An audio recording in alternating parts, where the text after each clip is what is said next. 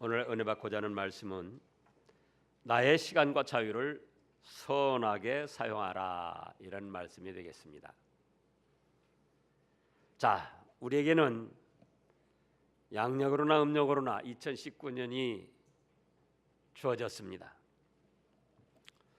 설이라는 고유 명절과 또 한 해의 시간들과 자유가 우리에게 주어졌는데, 그렇다면 우리에게 주어진 이 자유와 시간들을 어떻게 사용할까? 오늘 본문의 말씀을 보면은 한마디로 선하게 사용하라는 것입니다. 많은 사람들이 자유라는 것을 자기 하고 싶은 대로 마음대로 하는 것으로 생각을 하고 있습니다. 그러나 하나님 앞에 죄를 짓지 않는 범위 내에서 자유고, 또 다른 사람들에게도 해를 끼치지 않는 범위 내에서 자유인 것이지, 자기가 무엇이든지 마음대로 할 수 있는 그런 자유가 아닌 것입니다. 그래서 오늘 말씀을 보면은 첫째로 우리는 자유를 위하여 부르심을 입었다는 말씀입니다. 자, 13절을 보면 형제들아 너희가 뭐라고 하셨습니까? 자유를 위하여 부르심을 입었다, 이렇게 말씀하셨습니다. 우리가 그러면은 종인가? 그렇습니다. 이스라엘 백성들에게도 예수님께서 말씀하셨어요. 유대 백성들에게도 너희는 마귀의 종이다. 그러니까는 이스라엘 백성들이 화가 나가지고는 우리는 아브라함 자손으로서 다른 것들의 종이 된 일이 없는데 왜 우리 보고 종이라고 하냐. 그런데 우리는 죄의 유혹을 받는 죄의 종들입니다. 죄악된 일에 사로잡힌 죄악의 종이에요. 또 그런가 하면은 악령, 성경에서 말씀하신 마귀 사탄의 영향력을 받아서 벗어나질 못하는 그런 마귀의 종노릇도 하고 있습니다. 또 사망이라는 것에 벌벌 떨면서 사로잡혀 가지고 두려움을 가지고 사는 종들이에요. 그런가 하면은 죽은 다음에도 죄에 대한 심판을 받아서 훨훨 타오르는 지옥 불바다 형벌을 받을 수밖에 없는 공포심에 사로잡힌 종들입니다. 그런데 예수님이 오셔가지고 우리를 죄에 사로잡혀 있고 마귀에 사로잡혀 있고 사망에 사로잡혀 있고 지옥 형벌에 얽매여 있는 우리를 해방시켜서 자유를 주셨습니다. 이제 누가복음 4장을 보겠습니다. 누가복음 4장 18절을 보면은 예수님이 이 땅에 오셔서 자유를 주실 것을 예수님이 오시기 전 700여 년 전 이사야 선지자를 통해서 예언을 하셨는데, 예수님이 오셔가지고 회당에, 오늘날로 말하면 교회에 들어가셔가지고 17절에 보면은 선지자 이사야 글을 드리거늘 책을 펴서 이렇게 기록된 데를 찾으시니 곧 18절입니다.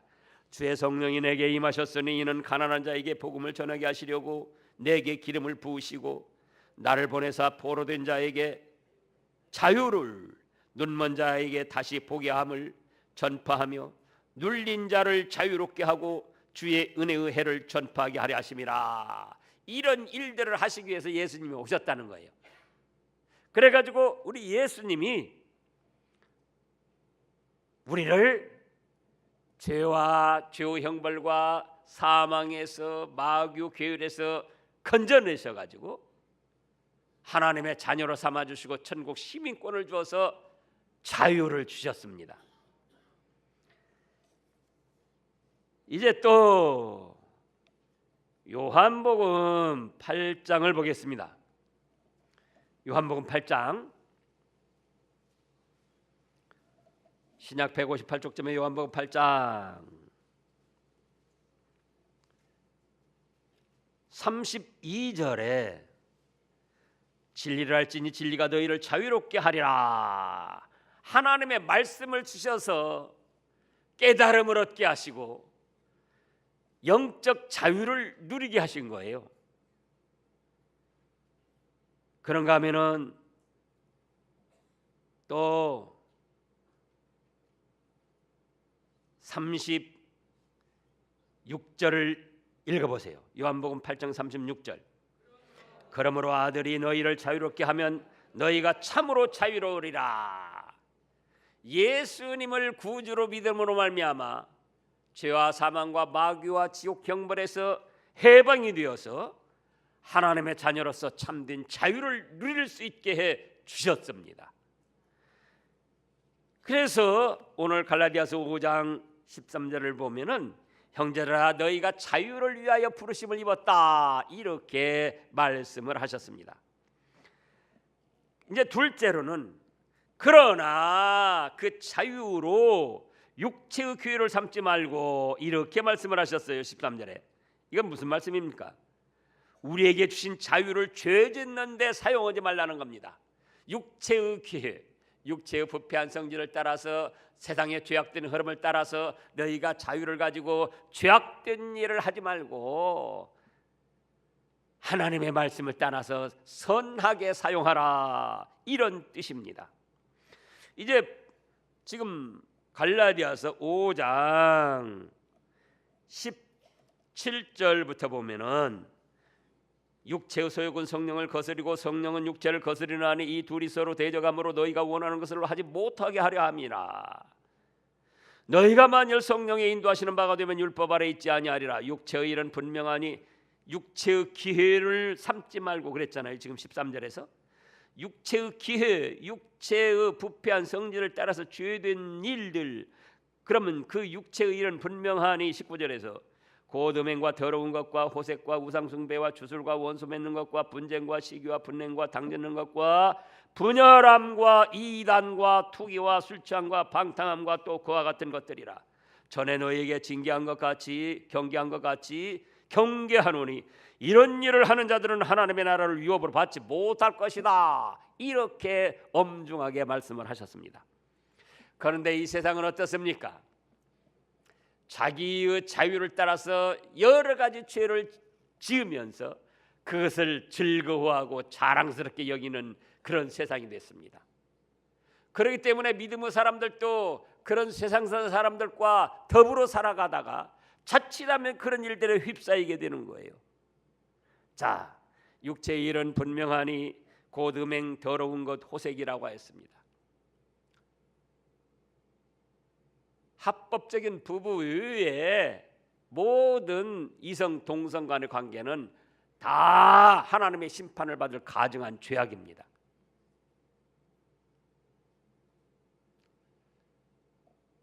요즘에는 조금 그래도 깨어가지고 그런 일들이 사회법적으로 제재가 되는데 지금 30-40년 전에 안희정 씨가 도지사로서 그런 일을 했더라면은 그게 아마 능력 있는 사람이고 자랑스럽게 넘어갔을 거예요. 근데 지금 그때 당시 안희정 씨는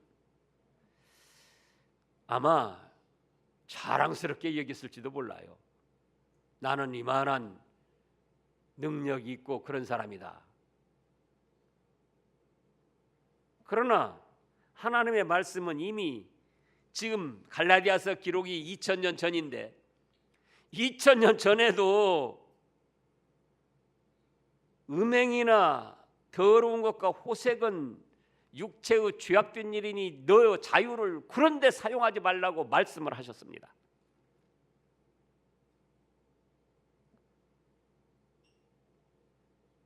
그래 지금 결과가 어떻게 됐느냐 그거예요. 이제 대법원에도 가봐야 알겠지만 3년 6개월이라는 그 대통령 후보까지 된 그런 그 반열에 서 있는 사람이 그런 일들로 해서 3년 6개월 지금 징역형을 받았잖아요. 이 외에도 오늘날도 많은 사람들이 이제 자기들끼리 좋아서 오는 건 괜찮다는 거예요. 그러나 하나님의 말씀에는 합법적인 부부 외에는 다 육체의 죄악된 일이라는 거예요. 너희가 자유롭게 그런 일들을 행할 수 있으나 그거는 더러운 일이니 하지 말아라. 또 우상 숭배가 나옵니다. 20절에 보면은 우상 숭배, 하나님이 아닌 것들을 신으로 섬기는 것은 다 우상 숭배입니다. 사람들이 자기의 기호를 따라서 편리함을 따라서 우상을 숭배하기도 하지만 하나님의 심판대 앞에 서면은 그거는 다 징벌받을 죄악들이에요. 또 원수 맺는 것, 참 정치판에도 지금 도래한 거 보면 서로 사상이 다르고 당이 다르다고 원수처럼 대하거든요. 민주당에서는 한국당 원수처럼 대하고 한국당에서는 민주당 원수처럼 대하고 극우에서는 극좌 원수처럼 대하고 극좌에서는 극우를 원수처럼 대하고 그것도 하나님 앞에 죄입니다. 서로 다르지만 그렇다고 원수는 아니잖아요. 또 분냉과 당짓는 것과 분열함과 이단과 수많은 사람들이 이단에 빠져 있습니다. 그러면서도 그걸 자랑스럽게 여기고 있어요. 신천지, 하나님의 교회, 여호와 증인, 제7일 안식교, 통일교, 별별 멸망할 이단들이 그 길을 걸어가면서 오히려 자랑스럽게 여기고 하나님이 기뻐하시는 정통 교회들을 멸시합니다. 그러나 하나님의 심판대 앞에 서면은 이단들은 훨훨 타오르는 지옥 불바다 형벌을 받을 수밖에 없는 거예요. 그런데 종교의 자유를 주니까 그런 이단들이 아주 극성을 부리면서 자기들에게 구원이 있는 것처럼 유혹을 하고 나간다 그겁니다. 또 21절에 보면은 투기와 술 취함과 방탕과 요즘에 뉴스에 누가 나옵니까? 많은 사람들이 나오는데 JTBC 사장 손석희 씨가 나옵니다. 여론조사를 하면은 신뢰받는 한국의 위대한 사람 중에 1, 2등으로 나온다는 거예요. 신뢰받는 사람으로서. 그런데 지금 뭐가 됐습니까? 술자리 술을 안 먹었더라면은 그 자리 갈 필요도 없었고 그 녹음해 놓은 거 보면 술 먹어가지고 혀꼬부러진 소리 그 기자 뭐 저 그 하는 거 나오잖아요. 그 얼마나 당당하게 JTBC 뉴스 전하고 시사 토론하고 그런 사람이 그 얼마나 비참하게 지금 돼가고 있습니까? 많은 사람들이 술 한 병에 와인 좋은 거는 억대가 간다는 거예요. 보통 2, 3천만 원도 가고 크지도 않고 많지도 않아요. 요거만한 병이에요. 그러면서 그걸 자랑스럽게 여긴다 그 말이에요. 그러나 술 취함과 방탕과 그와 같은 것들, 투기, 다 하나님 앞에 죄된 것들입니다. 믿지 않는 사람들은 이걸 자랑스럽게 여기고 나간다 할지라도 우리 믿음의 사람들은 이런 것에 유혹을 받고 우리의 자유를 이런 것에 사용해서는 아니 된다, 그 말씀입니다. 그래서 우리에게 주어진 자유와 명절과 2019년을 하나님이 기뻐하시는 선한 일들을 하는 일에 사용해 나가야 금년 한 해가 복이 있는 한 해가 된다, 그 말씀이에요. 그 다음에 세 번째로는 역지사지의 사랑을 하라, 이렇게 말씀을 하셨습니다. 자, 13절을 다시 보겠습니다. 형제들아, 너희가 자유를 위하여 부르심을 입었으나 그러나 그 자유로 육체의 기회, 죄 짓는 기회로 삼지 말고, 그 다음입니다. 세 번째, 오직 사랑으로 서로 종로를 따라 온 율법은 내 이웃 사랑하기를 네 자신과 같이 하라 하신 한 말씀에 이루어졌나니. 자, 네 이웃 사랑하기를 뭘 하셨습니까? 네 자신같이 하라. 이게 참으로 말은 쉽지만 어려운 일이죠. 이웃이라고 할 때, 성경에서 이웃이라고 할 때는 누가 이웃이라고 그랬죠? 옆집 사람이 아니고 멀리 있는 사람이 아니고 나 의외, 자신 의외 사람은 모두가 가족들도 이웃이에요. 아내 입장에서는 남편도 이웃이고 자녀들 이웃이고, 남편 입장에서는 자녀도 이웃이고 아내도 이웃이고 부모도 이웃이고, 성경에서는 그런 이웃을 정의합니다. 그러면 이웃 사랑하기를 네 자신의 몸같이 사랑하라는 거예요. 역지사지라는 말이 있습니다. 역지사지. 내 입장에서 생각하지 않고 상대의 입장과 처지에서 생각하고 살펴보는 거예요. 그런데 안타깝게도 수많은 사람들이 자기 입장에서만 생각하고 자기 처지에서만 생각하고 자기 의하는 그런 쪽에서 생각을 하고 말을 하고 행동을 합니다. 그걸 우리가 이름하여 이기주의라 그러죠. 다른 사람이 그렇게 할 때는 저 사람 자기 하나만 생각하고 이기주의로 나가는 못된 사람이야. 그러면서도 정작 내 자신도 어떤 일을 당하게 되면은 상대의 입장, 상대의 처지, 상대의 형편을 이해하고 생각하기보다는 내 자신의 처지에서 내 자신의 입장, 내 자신을 위하고자 하는, 내 욕심을 이루고자 하는 그런 쪽으로 생각하고 말을 하고 행동을 합니다. 안타까운 일이죠. 그런데 지금 너희에게 주어진 자유, 죄진 일에도 사용하지 말고 오히려 이웃을 내 몸과 같이 사랑하라 하셨는데, 그 말씀은 너 자신의 입장에서 생각하지 말고 상대의 입장과 처지에서 생각하고 살펴줘라, 이런 뜻입니다. 예를 들자면, 명절이라 손자가 고향집에 오면서 할머니가 계시단 말이에요. 우리 할머니에게 뭘 그래도 선물 하나 해줘야지. 그래가지고는 자기 나이에 맞게, 20대 자기 나이에 맞게, 여자들은 이뻐야 돼. 빨간 미니스커트 입으면 어쩔까? 그리고 자기 할머니한테 빨간 미니스커트를 사다 줬어요. 자기는 생각하고 자기 시대에 맞게, 세대에 맞게 사다 드린 거예요. 할머니는요? 할머니는 차라리 굴비 한 꾸러미 사다 줬으면. 그러니까 손자는 손자대로 자기가 할머니 좋아하고 사랑해서 뭔가 선물해주고 싶어서 한 거예요. 그러나 그거는 조화를 이루지 못했다.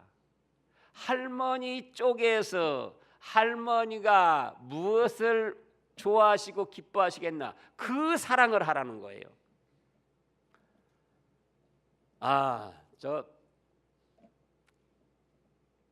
기도실 갔다 오다가 차에서 라디오를 들었더니요, 차 안에 있는 거.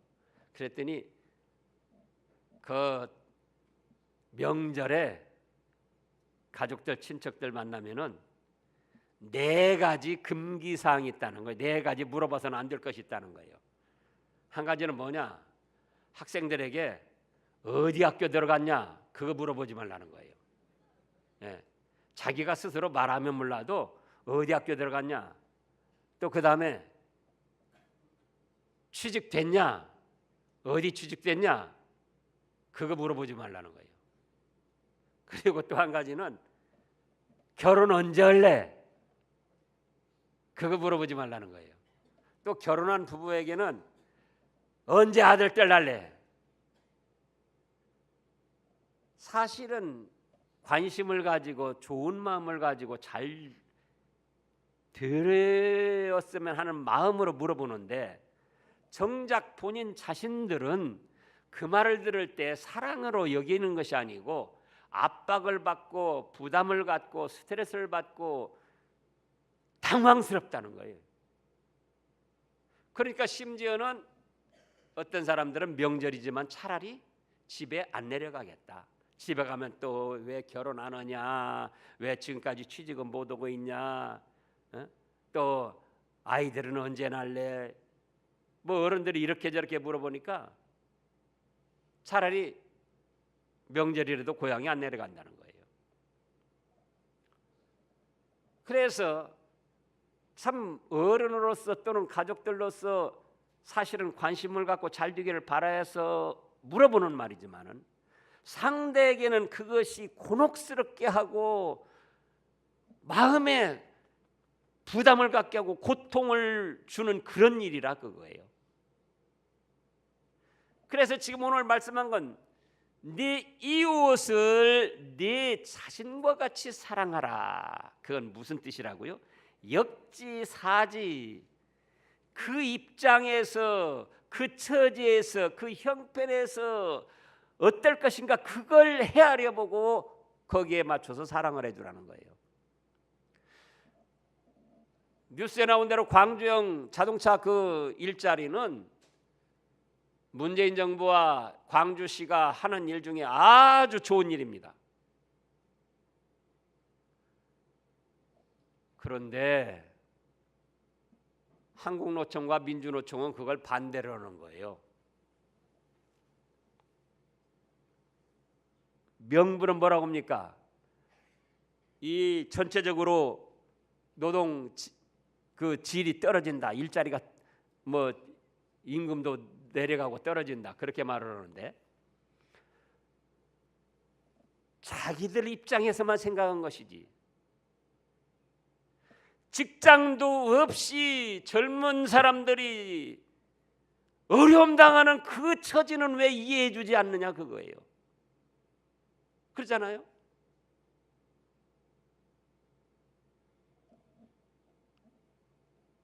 자기들은 민주노총, 한국노총 사람들은 다 월급도 많이 받고, 심지어는 현대차 같은 경우는 억대를 받고, 또 복지 제도 다 받고, 그런데 당장 명절에 대해서도 돈이 없어가지고 부모에게, 친척들에게 면목이 없어서 쩔쩔매는 그런 무직자들도 있는데, 자기들만 생각하고는 반대를 하는 거예요.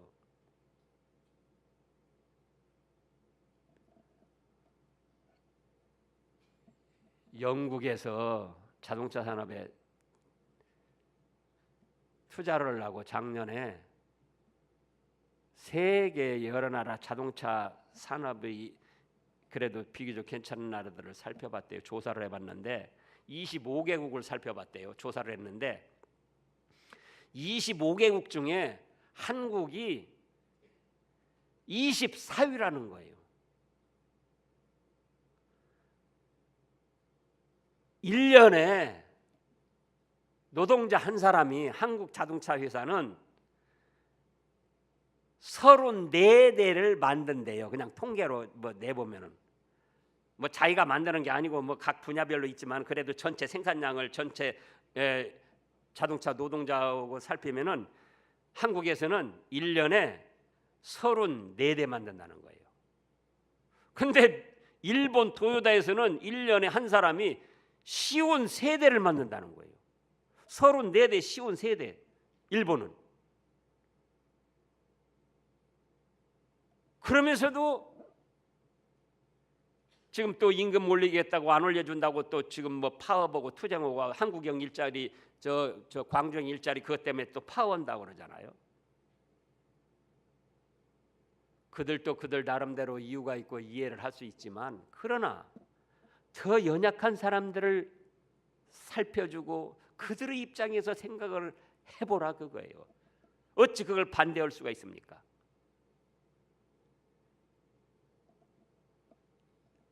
명절이면은 여자들에게 명절 증후군이라는 병이 생겨납니다. 며느리나 여자들이 명절에 가사노동하고 시댁에 또 오고 가고 하면서 스트레스 받고 그래가지고 없던 병이 생겨나는 거예요. 그것도 이제는 역지사지로 생각할 필요가 있다.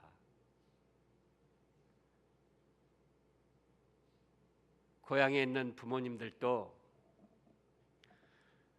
며느리나 어떤 여자들이 와서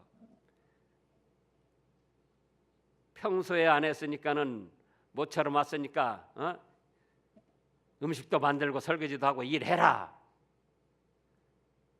또 선물은 뭘 사왔냐? 그게 아니고 야 얼굴만 봐도 고맙다. 그렇게 해서 시댁 소리 나오고 시금치 나와도 맛있게 먹을 수 있게 해줘야지. 시자 소리만 나오면은 가기 싫어하고 머리를 흔들게 하면 되겠느냐 그거예요. 남편들도 마찬가지예요. 아내들은 가서 시댁에 가서 가는 시간부터 그냥 뭐 음식 만들고 설거지하고 뭐 또 청소도 하고 그런데 화토장이나 치면서 먹 가져와 그러니 되겠느냐 말이에요. 그것도 역지사지로 생각해 보자. 역지사지로. 예? 아내가 명절을 당해가지고 또 많이 고생하겠구나. 그래서 이번에는 명절에 시댁에 가면은 남편들이 그래야지 돼요. 어머니, 내가 음식 좀 하고 이번엔 내가 설거지 하겠습니다. 아, 우리 각시가 집에서도 고생 많이 했어요. 그러면서 나서서 청소도 하고 설거지도 하고 그러면은 남편이 그렇게 하면은 아내가 시댁에 가자고 그래도 거리 끼겠느냐 그거예요. 그러잖아요. 또 제가 이번에 그 무릎 수술을 했었잖아요. 건강하게 잘 생활을 했지만 또 아파 보니까 또 아파 분들 심정 멀쩡히 걸어 다니는 분들이 어떻게 그렇게 그냥 참으로 부러운지 그러잖아요. 몸이 건강한 분들은 아픈 분들 그 형편 그 사정을 이해해 줘야 돼요. 나이가 많으신 어른들 이제나 저제나 자녀들이 올까 기다리고 있는데 할아버지 할머니가 되고 보니까는 누가 보고 싶죠? 손자 손녀가 보고 싶은 거예요. 근데 손자 손녀는 뚝 띄워놓고 자기들만 오는 거예요.